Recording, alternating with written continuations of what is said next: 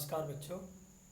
आज हम बहुत ही इम्पोर्टेंट और बहुत ही आसान टॉपिक सीखने वाले हैं जो हमारी क्लास 9th का चैप्टर 10 है, जिसका नाम है व्रत।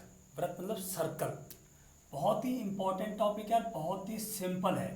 यदि आपने मेरी ये पूरी वीडियो देख ली तो सर्कल से संबंधित कोई भी क्वेश्चन आपका नहीं बचेगा। आपका सर्कल, सबसे पहले हम सीखते हैं सर्कल होता क्या है। आपने अपने घरों में को रिंग, चूड़ी, को छल्ला देखा होगा, वो सर्कल होता है। रोटी भी हमारी क्या है, व्रत है, सर्कल है। और कड़ा, चूड़ी, पहिया, ये सब क्या है, सर्कल है, ये व्रत है। गेंद में व्रत और स्पेयर। बहुत से बच्चे गेंद को भी सर्कल बोलते हैं, बॉल को। बॉल सर्कल नहीं है, कंचा सर्कल नहीं है, लड्डू सर्कल नहीं है, वो स्पेयर है, गोला है, वो गोला। तो उसकी तो हम फिलहाल बात ही नहीं कर रहे हैं, हम बात कर रहे हैं स्पेयर की। ठीक है। सर्कल की एक परिभाषा भी है व्रत की। वो क्या होती है कि एक स्थिर बिंदु से, कोई भी स्थिर बिंदु है, उससे समान दूरी पर स्थित बिंदुओं का एक समूह, किसी तल पर बहुत सारे बिंदुओं का समूह, बहुत सारे बिंदुओं का समूह जो किसी निश्चित बिंदु से या स्थिर बिंदु से बराबर दूरी पर होते हैं, ये इसकी परिभाषा हम कह सकते हैं।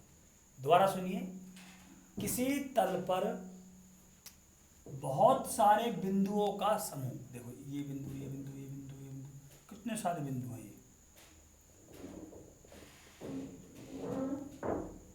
ये सारे बिंदु इस निश्चित बिंदु से, स्थिर बिंदु से बराबर दूरी पर है। उसे हम, उस पथ को हम सर्कल या व्रत कहते हैं। चलिए अब व्रत के बारे में बहुत सारी जानकारी लेते हैं। इस बिंदु को हम केंद्र कहते हैं। क्या कहते हैं भाई हम? केंद्र या सेंटर। क्या कहते हैं इसको हम? केंद्र या सेंटर। ठीक है, केंद्र या सेंटर कहते हैं। केंद्र से लेकर व्रत के किसी भी बिंदु के बीच की दूरी, किसी भी बिंदु के बीच की दूरी को हम त्रिज्या कहते हैं। क्या कहते हैं हम? त्रिज्या। त्रिज्या को आर से डिनोट करते हैं, आर। रेडियस भी कहते हैं इसको, रेडियस। ठीक है भाई, दो बातें हो गई। अब चलिए आगे। ये आपका व्रत है, ये केंद्र हो गया।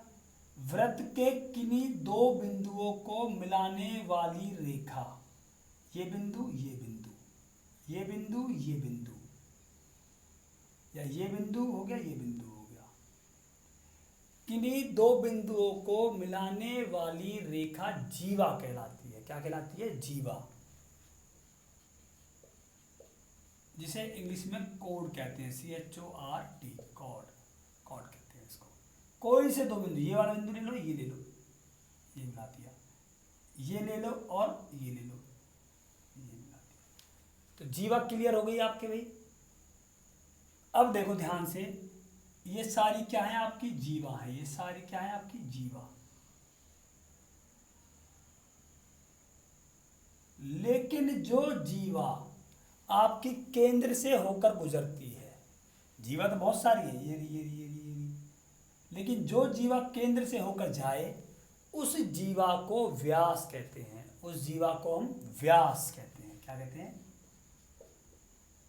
व्यास, डायामीटर। बहुत आसान चीजें हैं, आपने पहले सीख चुकी है, मुझे पता है, आपको पता है। लेकिन इस वीडियो को आप पूरी देखें, लास्ट तक देखें, बहुत सारी चीजें काम की आने वाली हैं। व्यास हो गया, डायमीटर हो गया। व्यास त्रिज्या का दुगना होता है। व्यास को हम डी से करते हैं। डी जो होता है वो त्रिज्या का दुगना होता है, त्रिज्या का दुगना। या ऐसा कह सकते हैं कि त्रिज्या व्यास की आधी होती है। ठीक है, आगे चलते हैं। त्रिज्या, व्यास, डायमीटर, कॉर्ड, ये सब चीजें हो गई हमारी। आगे चलते हैं। कोई भी जीवा, कोई जीवा व्रत को दो भागों में बांटती है। एक भाग तो आपका ये हो गया और एक भाग आपका ये हो गया। इन भागों को, इन खंडों को कहते हैं वृत्त खंड। छोटे वालों को बोलेंगे हम लघु वृत्त खंड, बड़े वाले को बोलेंगे दीर्घ वृत्त खंड। इंग्लिश में बोलते हैं मेजर सेगमेंट, हिंदी में बोलेंगे इसको माइनर सेगमेंट। ठीक भाई। जैसे जैसे जीवा बढ़ती जाएगी, अब जीवा जैसे जीवा घटती जाएगी, ये वृत्तखंड घटता जाएगा। जीवा को जब बढ़ाते चलेंगे हम, तो एक ऐसी स्थिति आएगी जब जीवा जो है वो सबसे बड़ी होती है, और वृत्त की सबसे बड़ी जीवा व्यास कहलाती है। जब वो केंद्र से होकर जाती है तो उस समय वो सबसे बड़ी होती है। जब वो केंद्र से होकर जाती है तो वो सबसे बड़ी जीवा होती है। तो ये व्यास सबसे बड़ी जीवा है, और व्यास वृत्त को भी दो भागों में बांटता है, लेकिन ये बराबर भाग है। इन्हें बोलते हैं अर्धवृत्त। क्या बोलते हैं इनको भैया? अर्धवृत्त, मतलब कि सेमी सर्कल, सेमी सर्कल बोलते हैं इसको, अर्धवृत्त। ठीक है भाई, ये बातें होगी आपकी। अच्छा, तो ये बहुत सारी बातें हो गई हैं। ये वृत्त का अंदर का भाग है, इसे बोलते हैं अभ्यंतर, वृत्त का अभ्यंतर। ये बाहर का भाग है, बहिर्भाग। ये वृत्त पर स्थित बिंदु है, ये वृत्त पर स्थित बिंदु है। ये वृत्त के अंदर स्थित है, अभ्यंतर में। ये वृत्त के बहिर्भाग में है, ये वृत्त पर स्थित है, वृत्त पर स्थित है, वृत्त पर स्थित है। ठीक है, अब चलते हैं एक्सरसाइज 4.1 पर, सॉरी 10.1 पर चलते हैं।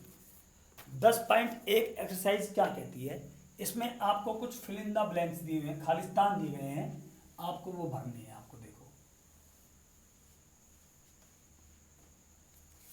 पहला है वृत्त का केंद्र वृत्त के खालिस्तान में स्थित है। वृत्त का जो केंद्र है कहाँ स्थित है? वृत्त के बहिर्भाग में या अभ्यंतर में? अभ्यंतर में है। कहाँ ये? अभ्यंतर में। ठीक है। सेकंड, एक बिंदु जिसकी वृत्त के केंद्र से, एक बिंदु है कोई भी, वृत्त के केंद्र से दूरी जो है वो त्रिज्या से अधिक है। मान लो त्रिज्या है इसकी 5 सेंटीमीटर, और वो इस केंद्र से दूर है 7 सेंटीमीटर दूर है, तो 7 सेंटीमीटर यहाँ बनेगा भाई जाके यहाँ। तो ये बिंदु जो है वो वृत्त के खालिस्तान में स्थित होता है। बहिर्भाग में स्थित होता है, अभ्यंतर में होगा? बहिर्भाग में होगा स्थित। कहाँ होगा भाई? बहिर्भाग में।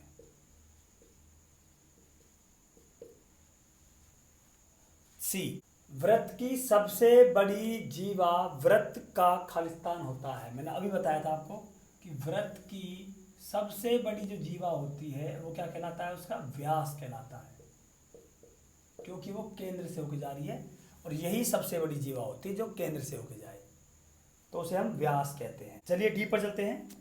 एक चाप खालिस्तान होता है जब इसके सिरे एक व्यास के सिरे हों। मान लो ये वृत्त है और ये है व्यास, तो ये चाप जो है, ये चाप है आपकी, और इसके सिरे क्या हैं? एक व्यास के सिरे हैं। तो इस चाप को क्या बोलेंगे हम? अर्धवृत्त बोलेंगे। क्या बोलेंगे इसको हम? अर्धवृत्त बोलेंगे हम इसको। ई, वृत्तखंड एक चाप तथा वृत्तखंड, ये वृत्तखंड है। वृत्तखंड एक चाप तथा खालिस्तान के बीच का भाग है। किसके बीच भाग है? इसका और चाप के बीच का। एक चाप तथा जीवा, जीवा के बीच का भाग होता है। एफ, एक वृत्त जिस तल पर स्थित है, मान लो इस तल पर स्थित है, इस तल को कितने भागों में विभाजित करता है? देखो, एक भाग तो ये जो अंदर है, एक भाग जो है बहिर्भाग में है ये, और एक ये जो वृत्त है पूरा। मैंने अभी बताया ना, वृत्त पर एक बिंदु तो होगा वृत्त पर स्थित, एक होगा अंदर और एक होगा बहिर्भाग में। तो 3 भाग हो गए हमारे। इस तल को 3 भागों में विभाजित करता। कौन कौन से भाग हैं? बहिर्भाग, अभ्यंतर और वृत्त। ठीक है, चलते हैं क्वेश्चन नंबर 2 पर। निम्न वाक्यों के सामने सत्य और असत्य लिखिए और उत्तर के कारण भी दीजिए। चलिए हम कारण भी देते हैं उत्तर के। तो सेकंड का ए, केंद्र को वृत्त पर किसी बिंदु से, केंद्र को वृत्त पर, ये केंद्र है, वृत्त पर किसी बिंदु से मिलाने वाली रेखा वृत्त की त्रिज्या होती है। ये त्रिज्या भैया, हाँ सत्य है, ठीक भाई। और कारण क्या है? कारण यही है भाई, केंद्र को वृत्त के किसी बिंदु से मिलाने वाली रेखा को त्रिज्या कहते हैं। बी, एक वृत्त में समान लंबाई की परिमित जीवाएं होती हैं। इसको समझो आप। मान लो यही वृत्त है आपका, देखो समान लंबाई की 3 सेंटीमीटर की एक जीवा तो आपकी ये होगी 3 सेंटीमीटर की। अब इस बिंदु को यहाँ से लेके यहाँ तक बना लो 3 मीटर, ये बन गई। अब यहाँ से यहाँ बना लो एक 3 सेंटीमीटर, एक यहाँ से यहाँ बना लो 3 सेंटीमीटर, एक इस बिंदु से इस बिंदु आप 3 सेंटीमीटर। तो इस तरह क्या आप गिन सकते हो कितनी बनेगी भैया? एक इससे इसको, एक इस बिंदु से इस बिंदु को मिला लो 3 सेंटीमीटर। बराबर लंबाई की परिमित जीवाएं होंगी? नहीं, अनेक हो जाएंगी, अपरिमित जीवाएं, अपरिमित जीवाएं होती हैं समान लंबाई की, ठीक है, बराबर लंबाई। इन सब की लंबाई बराबर है इनकी, लेकिन जीवाएं कितनी? बहुत सारी बन जाएंगी। इस बिंदु से बना लीजिए एक बार, तो ये बन गई। अब इस बिंदु से बना लीजिए, ये बन गई। तो इस तरह अपरिमित जीवाएं। सी, यदि एक वृत्त को 3 बराबर चापों में बांट दिया जाए, एक वृत्त है आपका, 3 बराबर चाप, एक चाप और 2 चाप और 3 चाप, ये बराबर बांट देते हैं, ठीक है। तो प्रत्येक भाग दीर्घ चाप होगा? नहीं, प्रत्येक भाग बराबर होगा, कोई भी भाग दीर्घ नहीं होगा, कोई भी भाग लघु नहीं होगा, इसलिए ये क्या है? असत्य है, ठीक है। मान लो एक चाप यहाँ तक थी आपकी, एक चाप यहाँ तक थी और एक इस तरह थी। भाग मुझसे पूरा नहीं बना ढंग से, ये सीधा नहीं बना है, एक ऐसे कर लेते हैं, एक ऐसे कर लेते हैं। अब बताइए, प्रत्येक भाग दीर्घ होगा? नहीं, प्रत्येक भाग बराबर का है। अगला चलते हैं, डी, वृत्त की एक जीवा जिसकी लंबाई त्रिज्या से दोगुनी हो। वृत्त की कोई जीवा है, ये वृत्त है और उसकी ये जीवा है और इसकी लंबाई क्या है? त्रिज्या की दोगुनी, 3 सेंटीमीटर 3 सेंटीमीटर। तो क्या है ये? व्यास। तो वृत्त का व्यास है। सत्य है असत्य है? सत्य है, ठीक भाई। अगला, त्रिज्या खंड।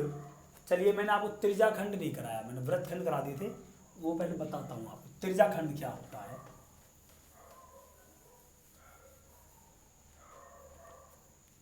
ये वृत्त है आपका, ये इसकी मैंने एक चाप ले ली। क्या ले ली? एक मैंने चाप, ये चाप है, मतलब वृत्त का एक भाग, ये केंद्र था। इस चाप को केंद्र से मिलाने वाली त्रिज्या ये ली। देखो, तो ये जो हिस्सा है आपका, इसे कहते हैं हम त्रिज्याखंड। क्या कहते हैं इसको? त्रिज्याखंड। ये आपका लघु त्रिज्याखंड,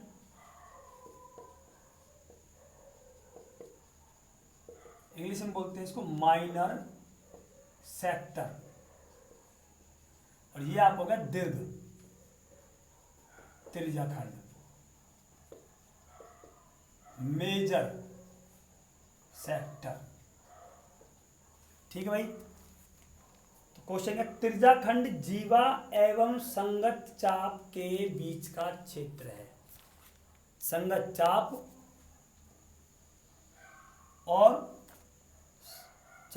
और जीवा नहीं, असत्य है। वो तो वृत्तखंड हो जाएगा। जो चाप और जीवा के बीच का क्षेत्र होता है वो तो वृत्तखंड होता है, त्रिज्याखंड नहीं होता। तो ये असत्य है। एफ, वृत्त एक समतल आकृति है। वृत्त एक समतल आकृति है। यस, वृत्त जो है वो समतल है। समतल पे जो है भाई, ये ऐसे वृत्त नहीं हो सकता ना इस तरह भी, वृत्त एक समतल आकृति है जो समान तल पर ही बन सकती है। तो इसका आ जाएगा सत्य। तो एक्सरसाइज 10.2 आपकी कंप्लीट है। सॉरी 10.1 चलते हैं 10.2 पर।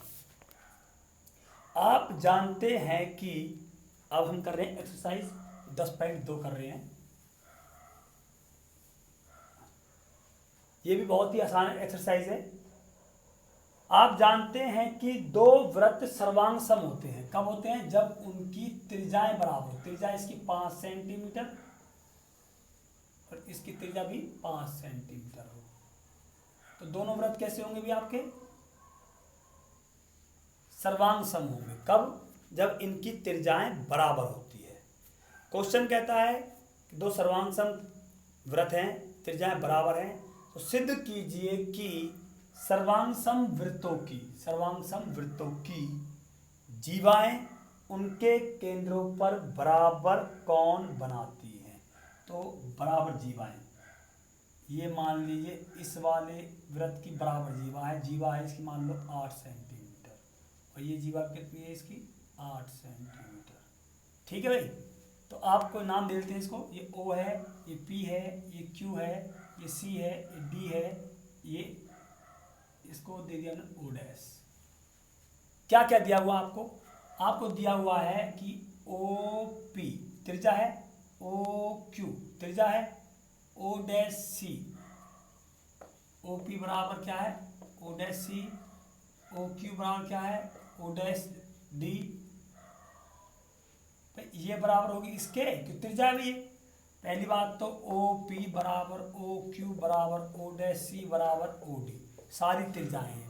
और ये कैसे वृत्त है? सर्वांग सम। ये त्रिज्या इसके बराबर, ये त्रिज्या इसके बराबर, ये इसके बराबर, सारी बराबर है चारों। तो ये चीज दी हुई है। सिद्ध क्या करना है आपको? और क्या दिया हुआ है? PQ बराबर CD, ये चीज दी गई है आपको, सिद्ध करना है।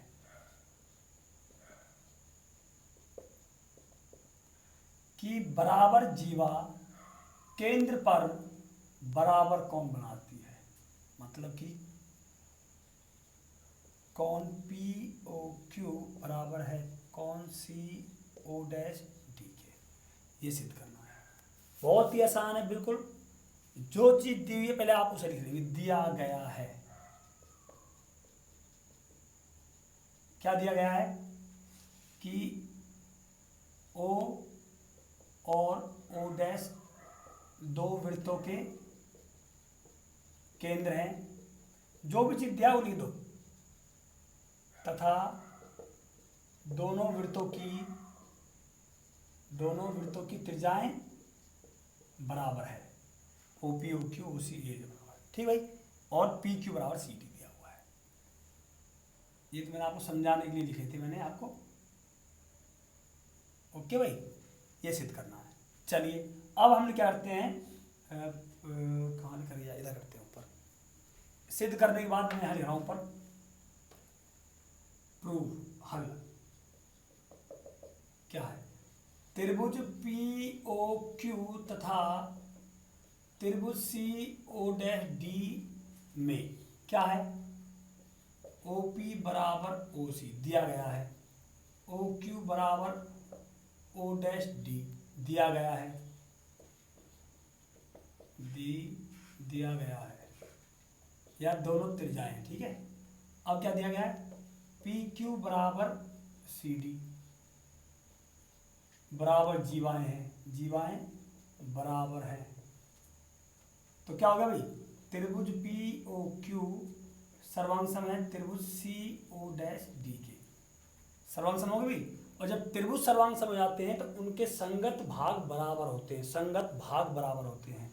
तो कौन POQ बराबर है कौन CO डैश D के। और आप कारण लिख सकते हो by CPCT, CPCT congruent parts of congruent triangle. सर्वांग सम भाग सर्वांग सम त्रिभुजों के, सर्वांग सम त्रिभुजों के सर्वांग सम भाग बराबर होते हैं। तो ये पहला क्वेश्चन था आपका। सेकंड क्वेश्चन भी बिल्कुल इसी तरह आसान है। यदि सर्वांग सम वृत्तों की जीवाएं, अब क्या दिया गया? सर्वांग समवृत्तों की जीवाएं बराबर दी गई हैं, जीवाएं उनके केंद्रों पर बराबर कोण अंतरित करे तो सिद्ध कीजिए कि जीवाएं बराबर है। पहले वाले सवाल क्वेश्चन का ये उल्टा है बिल्कुल। तो सर्वांग समवृत्त ले ली मैंने आपको, ये सर्वांग समवृत्त ले लिया, ये O और ये O डैश, ये दे दिया मुझे जीवा P Q C D, ठीक है। ये केंद्र बना दिया जीवाओं ने केंद्र पर, ये रहा, बना दिया भाई। अब देखो दिया गया क्या है इसमें, O और O डैश दो सर्वांग समवृत्तों के केंद्र हैं, लिख लोगे इस तरह भाई, O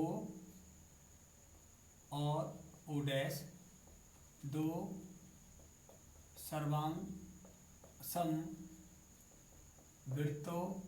के केंद्र हैं, ठीक है। जब वृत्त सर्वांग सम है तो OP बराबर OQ बराबर O डैश C बराबर O डैश D, ठीक। और क्या दिया, कोण POQ बराबर कोण CO डैश D दिया गया है। सिद्ध करना है क्या, जीवा बराबर करनी है, PQ बराबर C, ठीक है, कि जीवाएं बराबर सिद्ध करो। चलिए हल, त्रिभुज POQ तथा त्रिभुज CO डैश D में क्या है, OP बराबर O डैश C, OQ बराबर O डैश D, कोण POQ बराबर कोण CO डैश D। तो POQ त्रिभुज सर्वांग सम है त्रिभुज CO डैश D के SAS नियम के द्वारा। ये बराबर हो सर्वांग सम हो गए तो PQ बराबर CD। तो ये आपकी एक्सरसाइज 10.2 कंप्लीट है, बहुत ही आसान थी। थैंक यू, धन्यवाद।